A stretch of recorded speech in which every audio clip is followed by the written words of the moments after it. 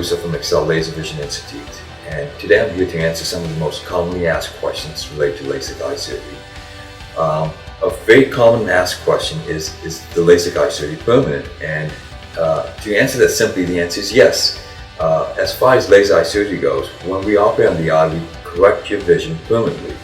But it's also important to recognize that we all go through an aging process that's impacted by years of exposure to the sun, medications one may take, health changes of your body, which also includes your eyes. So there are many aspects to your vision that are unrelated to the surgery itself or what your prescription is prior to having the surgery.